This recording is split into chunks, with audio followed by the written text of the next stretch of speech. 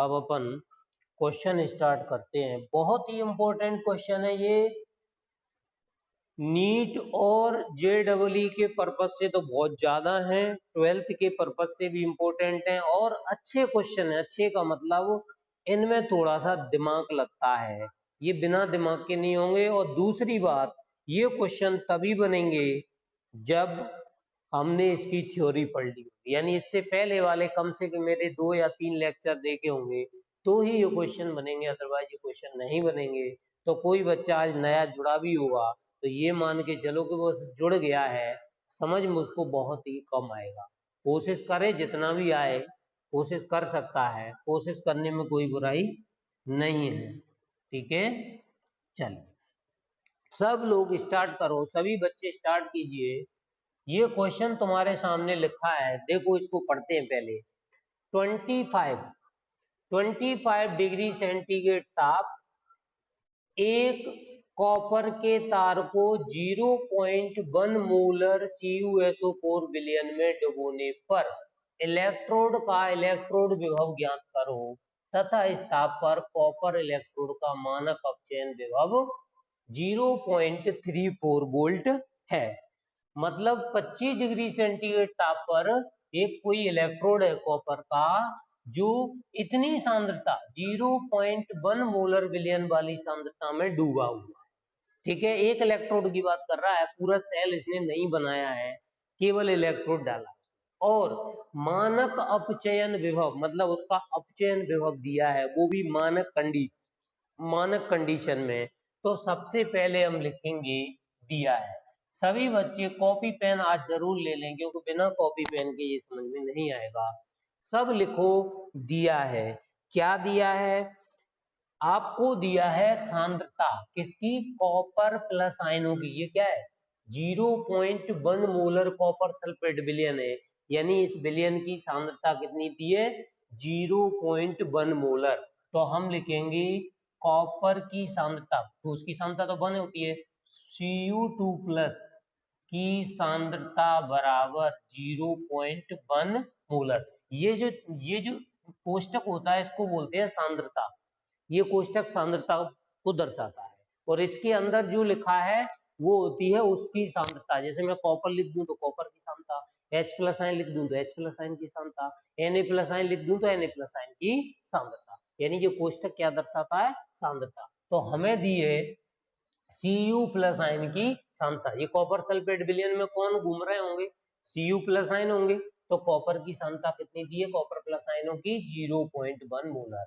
आगे पढ़ो, इसका इलेक्ट्रोड डूबा है, कॉपर का इलेक्ट्रोड इसमें डूबा हुआ है। जैसे ये कोई विलयन है, उसमें Cu का इलेक्ट्रोड डूबा हुआ है और इसमें CuSO4 विलयन है, तो पता है इसमें Cu2 प्लस आयन और SO4 माइनस आयन होंगे। तो इसमें Cu प्लस आयन की सांद्रता दी हुई है कितनी? 0.1 मोल। क्लियर हुआ? अब देखो आगे पढ़ो, इलेक्ट्रोड विभव ज्ञात करना है। विलयन में डुबोने पर इस कॉपर इलेक्ट्रोड का इलेक्ट्रोड विभव ज्ञात करना है, मतलब हमें निकालना है E Cu2 प्लस से Cu का इलेक्ट्रोड विभव। ये क्या चीज है? Cu2 प्लस से Cu, ये रिएक्शन है। ये Cu2 प्लस 2 इलेक्ट्रॉन लेगा और क्या बनेगा? Cu। इस रिएक्शन को हम शॉर्टकट में कैसे लिख देते हैं? Cu2 प्लस से Cu, ऐसे लिख सकते हैं इसी रिएक्शन को। तो ये मैंने ऐसे लिख दी, E सरफिक्स में Cu2 प्लस Cu। इस ताप पर Cu इलेक्ट्रोड का मानक अपचयन विभव ये दिया है। मानक अपचयन विभव का मतलब होता है E0 दिया है, किसका? Cu का, यानी Cu2 प्लस से Cu का मानक अपचयन विभव दिया है 0.34। कई बच्चे ऐसे भी लिख सकते हैं कि हमें E ज्ञात करना है और E0 हमें दिया हुआ है 0.34, ऐसे भी लिख सकते हैं। मैंने ये थोड़ा सा डिस्क्राइब कर दिया, मतलब अपनी तरफ से ये कॉपर जोड़ दिया, क्योंकि जो कॉपर की बात कर रहा है इसलिए हमने कॉपर जोड़ दिया। तुम ऐसे भी लिख के आ सकते हो कि E हमें निकालना है किसका? कॉपर इलेक्ट्रोड का, और E0 में दिया है, मानक अपचयन इलेक्ट्रोड हमें दिया हुआ है। ठीक है, चलिए अब देखो आगे देखो, ये तो सब दिया था वो हमने लिख दिया। इसके बाद हमें लिखना क्या है, देखो सिस्टमेटिक तरीका है, नंबर लेने हैं। तो इस विलयन में होने वाली अपचयन अभिक्रिया क्या है बताओ। तो हम लिखेंगे इस विलयन में निम्न है। वो क्रिया लिखो क्या होगी, अपचयन अभिक्रिया इस विलयन में, यानी कि ये कोई विलयन है जिसमें ये कॉपर की छड़ डूबी हुई है और विलयन भरा है CuSO4। तो इसके अंदर बताओ क्या होंगे, Cu2+ आयन और SO4 2- आयन। तो ये यदि अपचयन अभिक्रिया लिखनी है, अपचयन, तो अपचयन का मतलब होता है इलेक्ट्रॉनों का ग्रहण करना। तो हम लिखेंगे Cu2+ और 2 इलेक्ट्रॉन ये ले रही है क्रिया, तो क्या बनाएगी C। अब ये तो क्रिया पता चल गई हो, क्रिया पता चलते ही हम इसमें क्या लगा सकते हैं, ननस्ट समीकरण। किसी भी क्रिया में हम ननस्ट समीकरण लगा सकते हैं, चाहे वो अपचयन हो, चाहे वो ऑक्सीकरण हो और चाहे वो रेडॉक्स हो, कोई सी भी हो। हमें तो उत्पाद बटे अवकारक लिखना है और बाकी की चीजें तो सेम रहती है। ये रहा हमारा, देखो E बराबर E0 minus 0.059 upon n log product upon reactant, उत्पाद बटे अभिकारक। ठीक है, तो चलो लिखेंगे ननस्ट समीकरण से। ननस्ट समीकरण कैसे लगाएंगे, देखो कॉपर की बात चल रही है तो E, और ये कौन सा E है, Cu2+ से Cu वाला बराबर E0, और ये कौन सा E0 है, Cu2+ से Cu वाला।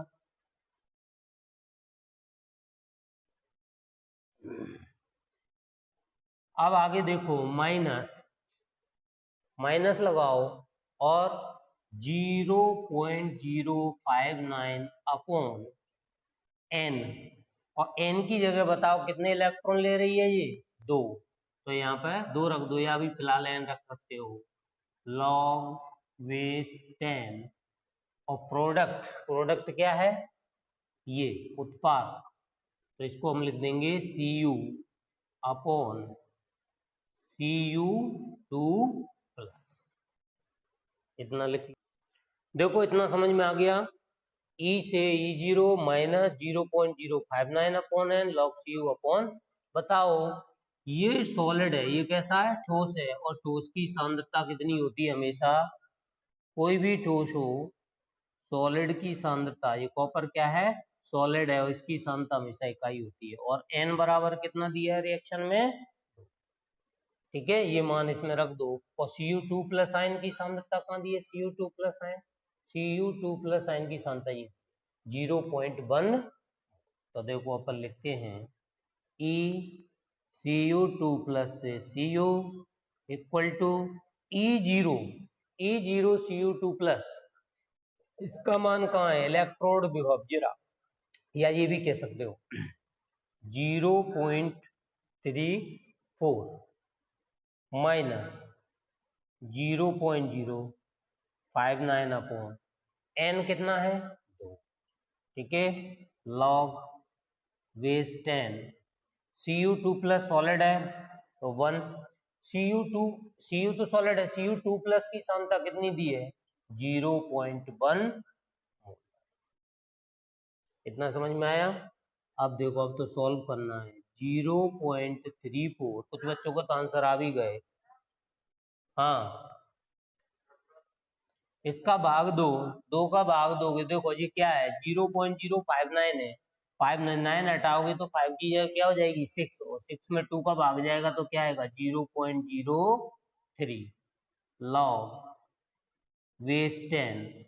इस दशमलव को हटाओगे तो ऊपर क्या हो जाएगा 10, तो ऊपर आ गया 10। अब देखो 0.34 माइनस 0.03 इंटू लॉग 10 बेस 10 की वैल्यू होती है 1, हम जानते हैं लॉग 10 और बेस 10 की वैल्यू होती है 1। ठीक है, इसमें से इसको घटा दो, 0.34 में से 0.3 गए तो 0.31, इसका आंसर आ गया है। और किस में आएगा, वोल्ट में, ये आ गया E कॉपर 2+ से कॉपर। कुछ बच्चों का तो आंसर पहले भी आ गया था, पहले ही। अब अगला क्वेश्चन देखो, मैं इसको हटा रहा हूँ, स्क्रीनशॉट ले लेना। नेट वेट तो प्रॉपर रखो बेटा, नेट बिना क्या होगा, नेट ही तो पढ़ाई का एक साधन बचा हुआ है जिसके सहारे हम पढ़ पा रहे हैं, अदरवाइज और कोई साधन ही नहीं है। चलिए निम्न, अगली क्वेश्चन ये लिखा है, निम्न सेलों की 298 केल्विन पर ननस्ट समीकरण तथा ईएमएफ लिखिए। मतलब इनकी ननस्ट समीकरण और ईएमएफ लिखना है। तो जब ननस्ट समीकरण बन जाएगा तो ईएमएफ भी निकल जाएगा। ईएमएफ का मतलब होता है इलेक्ट्रोमोटिव फोर्स या सेल का इलेक्ट्रोड विभव। ठीक है, चलिए अपन एक एक से करते हैं। ये क्वेश्चन भी हटा दूं। अब तो मेन क्वेश्चन हमारा क्या है, सेकंड आ गया, सॉल्यूशन, सॉल्यूशन नंबर 2। चलिए इसमें सबसे पहले लिखो दिया क्या है हमें। अच्छा, ये जो क्वेश्चन दिया है मैंने, ये अभी कंप्लीट नहीं है, इसका और एक पार्ट है, मैं लिख रहा हूं। ठीक है, यहीं से इसका एक पार्ट है mg से mg2+। अभी इसने E0 मान हमें नहीं दिए, तो इसमें क्वेश्चन में और बढ़ा लो। इतना तो ये है ही कि निम्न सेलों में 298 केल्विन पर ननस्ट समीकरण तथा ईएमएफ लिखिए जिसका ये सेल अभिक्रिया दी हुई है। और भी ये आगे थोड़ा सा और दिया है क्वेश्चन, तथा यहाँ पे लिखना, तथा E0, इनके E0 मान दिए हैं, E0 mg2+ से mg बराबर एनोड कैथोड दिए हैं -2.37 वोल्ट। और एक और दिया है, और E0 ये मान लो कैथोड होगा या एनोड होगा, तुम्हें पहचानना है। अभी मुझे बताना कि इन दोनों मानों में कौन सा मान एनोड है और कौन सा मान कैथोड है, अभी तुम मुझे ये बताना। ठीक है, Cu इक्वल टू 0.34 वोल्ट, इस क्वेश्चन का ही पार्ट है। ठीक है, ये तो दिए उसने सांद्रताएं और ये दिए उन्होंने E0 मान। तो सबसे पहले हमें इसके लिए सेल अभिक्रिया लिखनी पड़ेगी कि इस सेल में कौन सी सेल अभिक्रिया हो रही है, तभी हमें पता चलेगा कौन एनोड कैथोड। तो इस सेल में, इस सेल की सेल अभिक्रिया, सेल अभिक्रिया निम्न है। सेल अभिक्रिया बनेगी इससे, ये क्या बना रहा है देखो, Mg से Mg2+, तो यहाँ पर लिखेंगे Mg, और Mg से हमें क्या मिल रहा है, Mg2+। मतलब इसमें धनावेश में वृद्धि हो रही है, तो इलेक्ट्रॉन निकल रहे होंगे कितने, 2। इसको मान लो समीकरण 1। यहाँ क्या हो रहा है बताओ, ऑक्सीकरण हो रहा है, ऑक्सीकरण। तो बताओ ये क्या होगा, एनोड। मतलब जो मैग्नीशियम का इलेक्ट्रोड है वो हमने पहचान लिया, ये क्या कहलाएगा, एनोड कहलाएगा। और देखो और कौन सी अभिक्रिया हो रही है, ये हो रही है Cu2+, Cu2+ से किसमें परिवर्तित हो रहा है, Cu में। तो Cu2+ से परिवर्तित हो रहा है Cu में। बताओ प्लस से 0 ऑक्सीडेशन नंबर पे आ रहा है, इसका मतलब क्या है, Cu2+ इलेक्ट्रॉन ग्रहण कर रहा है। कितने इलेक्ट्रॉन ग्रहण कर रहा है, 2। तो Cu0 में परिवर्तित हो रहा है। ये कौन सी अभिक्रिया है, अपचयन। और अपचयन कहाँ पर होता है, कैथोड पर। ये समीकरण 1 है, ये समीकरण 2 है। यदि हम इन दोनों समीकरणों को जोड़ देते हैं तो हमारी क्या आ जाएगी, सेल अभिक्रिया आ जाएगी कंप्लीट, जिसको बोलते हैं रेडॉक्स अभिक्रिया। देखो इलेक्ट्रॉन से इलेक्ट्रॉन कैंसिल, क्या बनेगा जरा देखो, Mg Cu2+ गिव्स Mg2+ और C। ये हमारी सेल अभिक्रिया आ चुकी है। इस सेल अभिक्रिया से हम क्या करेंगे, इस सेल अभिक्रिया से लगाएंगे हम ननस्ट समीकरण। लेकिन ननस्ट समीकरण इस सेल अभिक्रिया के लिए लगा तो देंगे, हमें ध्यान करो ननस्ट समीकरण ये होता है। देखो मैं इस सेल अभिक्रिया के लिए ननस्ट समीकरण यहाँ पे लिख रहा हूँ, क्या बनेगा, तुम सब बनाओ। ये सब क्रिया के लिए ननद समीकरण साइड में लिखता हूं मैं, उसकी जरूरत पड़ेगी अभी। देखना, मैंने लिखा E cell equal to E zero cell minus 0.059 upon N, और इसमें एन कितना है 2, ध्यान करो एन कितना है 2, क्योंकि 2 इलेक्ट्रॉन का स्थानांतरण हो रहा है, और लॉग बेस 10। इसमें प्रोडक्ट कौन है, ये रहे, ये दोनों प्रोडक्ट हैं और ये रिएक्टेंट है, यानी ये उत्पाद है, ये अभिकारक है। तो आप सोचो इनको हम लिखते हैं तो इनकी सांद्रताएं क्या हो जाती हैं, इकाई। तो हम सिर्फ किसकी लिखेंगे, आयनों की सांद्रता लिखेंगे। तो यहाँ पे लिखोगे Mg2 प्लस आयन की सांद्रता अपॉन Cu2 प्लस आयन की सांद्रता, Cu2 प्लस आयन की सांद्रता। मैंने ये क्यों नहीं लिखा Cu और Mg, क्योंकि इनकी सांद्रताएं हम क्या मान लेते हैं, इकाई मान लेते हैं। ये मैंने इसके लिए ननद समीकरण लिख दिया। मुझे चाहिए क्या इसमें, विद्युत वाहक बल और ननद समीकरण। तो ननद समीकरण तो लिख दिया, विद्युत वाहक बल क्या है ये हमें फाइंड करना है। तो बताओ ये कैसे फाइंड करोगे, हमें ई जीरो तो दिया ही नहीं है इसमें कहीं, बताओ। सांद्रताएं दी हैं, ये तो दोनों की सांद्रताएं हो गई, एन दिया है, ई सेल नहीं दिया। इसके लिए हमें ई सेल पहले निकालना पड़ेगा, और ई सेल हम कैसे निकालते हैं ये तुम बहुत अच्छे से जानते हो। ई सेल बराबर होता है ई कैथोड माइनस ई एनोड।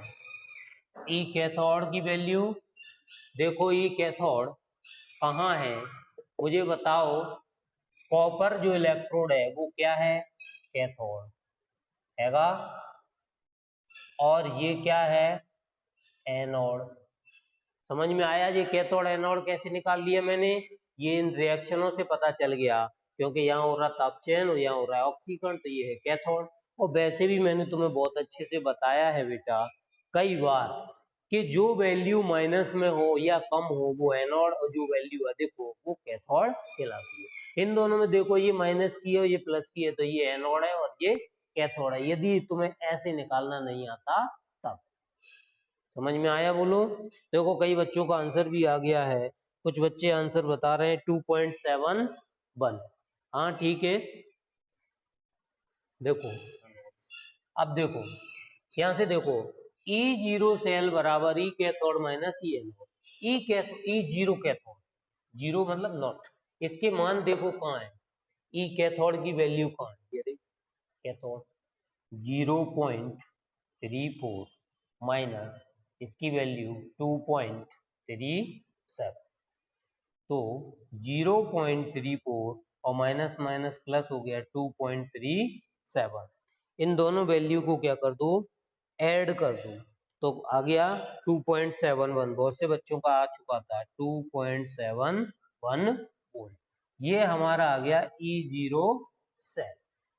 अब ई जीरो सेल हम यहाँ रख देंगे इस समीकरण में, तो आ जाएगा आंसर। देखो ई सेल बराबर, मैं लगा रहा हूँ ई जीरो सेल, इसी समीकरण को लिख रहा हूँ 0.059 अपॉन एन होता है वैसे, यहाँ अपन रख देंगे अभी value, log base 10 Mg2 plus ion की सांद्रता अपॉन Cu2 प्लस आयन की सांद्रता। ई जीरो सेल अभी अभी आया है 2.71 माइनस 0.059 अपॉन, बताओ एन का मान कितना है इसमें, देखो 2 इलेक्ट्रॉन का आदान प्रदान तो 2 ही होगा, लॉग बेस 10। अब मुझे बताओ Mg2 प्लस आयन की सांद्रता कहाँ है, ये कोई यहाँ पे दी है, Mg2 प्लस आयन की सांद्रता कितनी दी है बताओ, 0.001 molar upon Cu2 plus ion की सांद्रता, ये तो जी Cu2 प्लस आयन की सांद्रता हो गई, Mg की हो गई, Cu2 प्लस की कितनी है देखो 0.0001 मोलर, ये हो गया तुम्हारा। अब तो तुम्हें सॉल्व करना है बस, अब कुछ बचे ही नहीं है। 2.71 माइनस, अच्छा 2 का भाग देते हो 59 में, तो अभी थोड़ी देर पहले ही मैंने कहा कि 9 हटाओगे तो ये 5 की जगह क्या हो जाएगा 6, और 2 का 6 में भाग दोगे तो क्या आएगा 0.03। ठीक है, इनटू लॉग। आप ध्यान से देखो, ये 0 हटेगा तो ध्यान से देखना, ये 0 हट, यहाँ से दशमलव हटा तो नीचे कितने 0 आएंगे, 1 2 3, और ये हटेगी दशमलव तो ऊपर कितने 0 आएंगे, 1 2 3 4, ऊपर आते हैं 4 और नीचे आते हैं 3, यानी कि 3 0 ऊपर के 4 0 से कटेंगे, तो अल्टरनेट इसको हटाने पर ऊपर क्या बचा, केवल 10 बचा के नहीं। सोचो, 1 2 3 0 नीचे बढ़े और ऊपर कितने बढ़े, 1 2 3 4, ऊपर 4 नीचे 3, 3 कट गए 4 से तो ऊपर 1 0 एक्स्ट्रा बचा, मतलब ऊपर कितना बचा, 10 बचा। तो अब देखो, ये लॉग बेस 10 चल रहा था, 10, इसकी वैल्यू बताओ कितनी होती है, एक होती है कि नहीं, log 10 और log 10, बेस भी 10 हो और log 10 हो तो उसकी वैल्यू क्या होती है, इकाई होती है, माने हम जानते हैं इसकी वैल्यू 1 है। तो बताओ 2.71 माइनस 0.03 इंटू 1 का मल्टीप्लाई करोगे तो वही आएगा। अब इसमें से मुझे घटा के बताओ कितना आंसर आ रहा है आप लोगों का, बोलो कितना आ रहा है। चलो 2.68 आ गया, ठीक है, इन सब का आ गया, निशांत, कृष्णा। अब ध्यान दो एक नोट पॉइंट पे, ये तुम्हें याद रखना पड़ेगा, एक नोट पॉइंट ये दिया है, देखो log 2 की वैल्यू होती है, log 2 और बेस 10 हो तो उसकी वैल्यू होती है 0.3010, log 4 की वैल्यू होती है इसकी जस्ट डबल, 30 10 की क्या हो गई 60 20, log 3 की वैल्यू होती है 0.4771 और log 5 की वैल्यू होती है 0.6989। और एक फॉर्मूला ये होता है, log a पे घात b तो b आगे आ जाता है और a वही रहता है। एक मैंने फॉर्मूला 11th में पढ़ाया था, h प्लस साइन की सांता बराबर होती है 10 पे घात माइनस ph, ये 10th में भी पढ़ा होगा, h प्लस साइन की सांता इक्वल टू 10 पे घात माइनस ph, और ये तुम जानते ही हो, ठीक है। अब देखो ये क्वेश्चन पढ़ते हैं, इसी का पार्ट है सेकंड, ठीक है, क्वेश्चन नंबर 2 का ही सेकंड पार्ट है। ये क्या दिया हुआ है, ये देखो Fe, ठीक है, यानी कि हाइड्रोजन की जो सांद्रता है वो फिक्स कर दी एक बार, और इसमें क्या दिया, ये तो ये रिएक्शन दिए ना समीकरण, निम्न सेलों के लिए ये तो समीकरण दिया है, और इसका वैल्यू दी होगी E0 वाली, वो वैल्यू भी मैं लिख देता हूं यहाँ पर, वो वैल्यू ये है E0 H प्लस साइन से H इक्वल टू 0.00 वोल्ट। भाई हाइड्रोजन का कितना मानते हैं अपन, 0 वोल्ट, और एक और दिया है E0 Fe2 प्लस से Fe इक्वल टू माइनस के 0.44 वोल्ट, ठीक है, ये दिए हुए हैं। अब देखो वैसे ही है बिल्कुल, आप कर सकते हो, सबसे पहले दिया क्या है वो लिख लो, आपके सामने दिया है, ये दिए हमें दोनों E0 मान दिए हैं, सांद्रताएं दी हुई हैं, तो सबसे पहले हम क्या लिख दें, इस सेल के लिए सेल अभिक्रिया, इस सेल के लिए सेल अभिक्रिया क्या होगी, कैसे लिखते हैं सेल अभिक्रिया, जो ऐसे पहले लिखे थे, देखो Fe गिव्स क्या बन रहा है, Fe2 प्लस, Fe से Fe2 प्लस, ठीक है, ये इलेक्ट्रॉनों का निकलना क्या कहलाता है, ऑक्सीकरण, ऑक्सीडेशन, ठीक है, मैं वो लिख रहा हूँ ऑक्सीडेशन, और ऑक्सीडेशन का मतलब ये क्या हो गया N।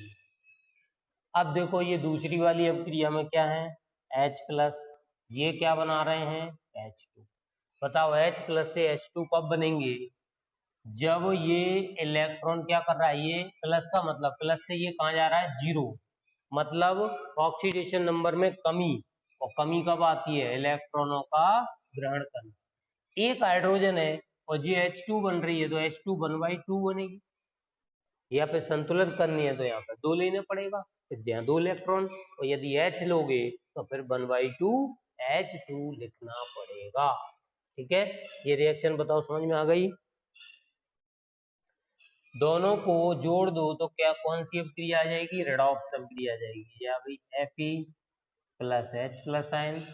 अच्छा, इलेक्ट्रॉन से इलेक्ट्रॉन को काटना है तो काट दो, जैसे 2 का गुणा कर दो इसमें तो कट जाएंगे। ये कितनी आ जाएगी? 2H plus ion. 2 का गुणा करके ये काटनी पड़ेगी ना, रेडॉक्स क्रिया बनानी है यदि तुम्हें तो Fe 2H plus ion. Electron से इलेक्ट्रॉन कट गए क्योंकि इसमें 2 का मल्टीप्लाई कर रखा है, गिव्स Fe 2 प्लस प्लस, और ये 2 का मल्टीप्लाई होगा तो क्या हो जाएगा? ये H2। ये रेडॉक्स क्रिया आ गई। ठीक है, इसका अब इसमें लगा दो क्या? ननस्ट समीकरण। लेकिन ननस्ट समीकरण लगाने से पहले क्या करना पड़ेगा आपको? ई सेल फाइंड करना पड़ेगा। तो इसके लिए भी हम ई सेल निकाल लेते हैं पहले।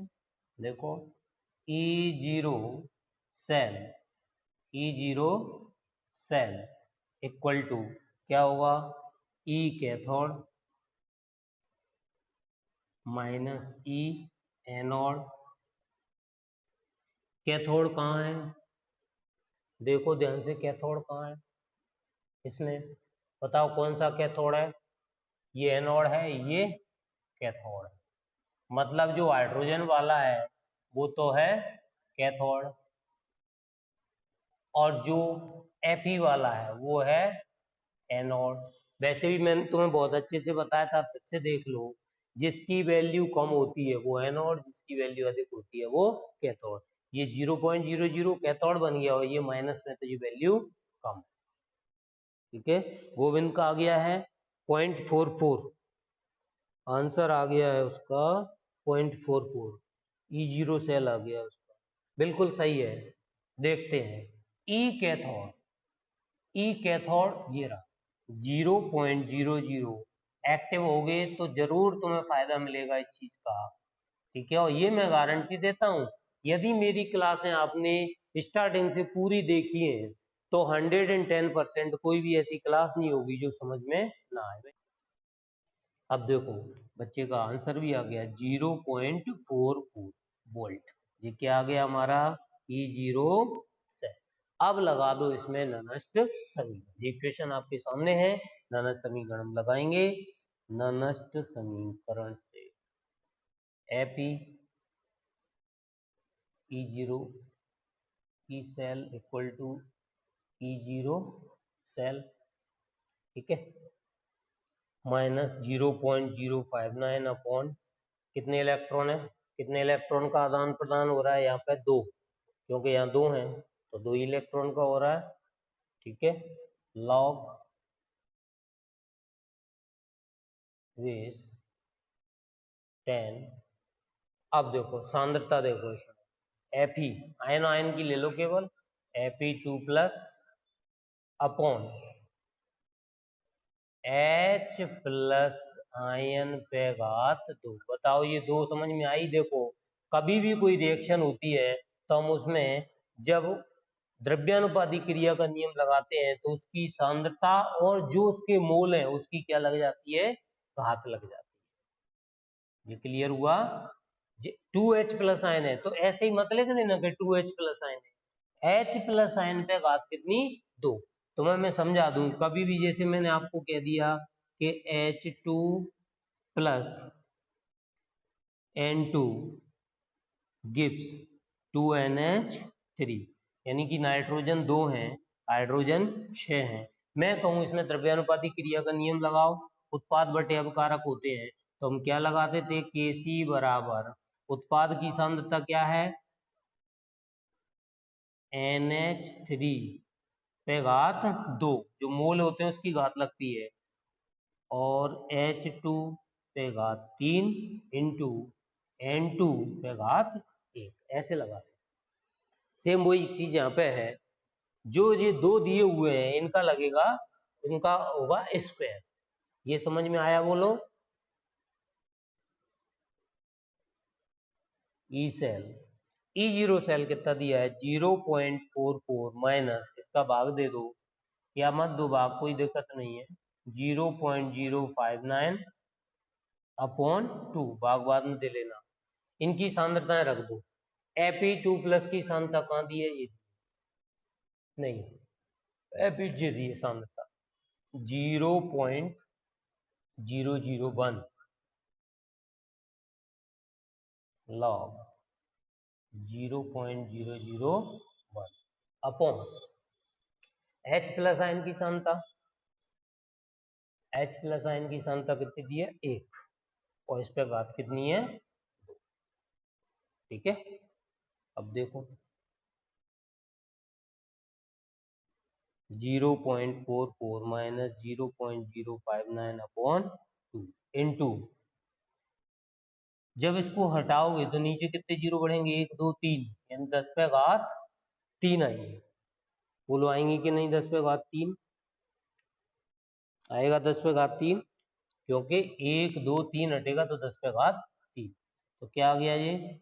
अच्छा इसका भाग भी तो दे लो, कर लो इसको सॉल्व, क्या आ गया 0.03 लॉग, ऊपर बचा 1 अपॉन नीचे बचा 10⁻3, तो ये ऊपर चला जाएगा तो 10⁻³ और नीचे क्या है 1।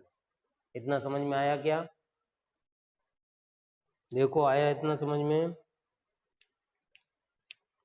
ई सेल बराबर E cell equal to 0.44 minus 0.03 into, देखो ये फॉर्मूला लग गया ये वाला, ये 3 आगे आ जाएगा तो ये आ जाएगा -3 लॉग ऑफ 10 आ जाएगा, ये 3 आगे आ गया और इसकी वैल्यू हम जानते हैं कितनी होती है 1 होती है, तो ये आ गया 0.44 माइनस और माइनस माइनस क्या हो जाएगा प्लस, तो 3 का मल्टीप्लाई 0.09 देख लो। अब इसको क्या कर दो ऐड कर दो तो ये आ जाएगा 0.53 वोल्ट, देखो इतना ही आ रहा है, हाँ सही आ रहा है 0.528, एक ही बात है 8 हटाओगे तो क्या आ जाएगा 3 आ जाएगा, बिल्कुल राइट आंसर। एक क्वेश्चन मैं तुम्हें घर के लिए देता हूं, जो लिखो क्वेश्चन, एक सेल के ईएमएफ का परकलन करो जिसमें निम्न अभिक्रिया होती है, जबकि दिया है E0 सेल, इसमें E0 सेल दिया है, लो ये तो और सिंपल हो गया, उससे भी ज्यादा सिंपल हो गया E0 सेल, तो जब E0 सेल उसने दिया ही है और अभिक्रिया दी हुई है इसमें निकिल Na सॉलिड है प्लस 2Ag प्लस, और इसकी सांद्रता भी दी रखी है 0.002 मोलर, 2 जीरो है, ठीक है, सांद्रता गिव्स Na2+ इसकी सांद्रता दी है 0.160 मोलर और प्लस 2Ag, और ये सॉलिड है, तो सॉलिड की सांद्रताएं तो क्या मानती हैं इकाई। इसमें ननद समीकरण लगाना, डायरेक्ट ननद समीकरण लगाना, क्योंकि आपको E0 सेल निकालना नहीं है, इसमें E0 सेल ऑलरेडी दिया हुआ है। अब बताओ यहाँ तक किसी को कोई दिक्कत हो तो बताओ मुझे।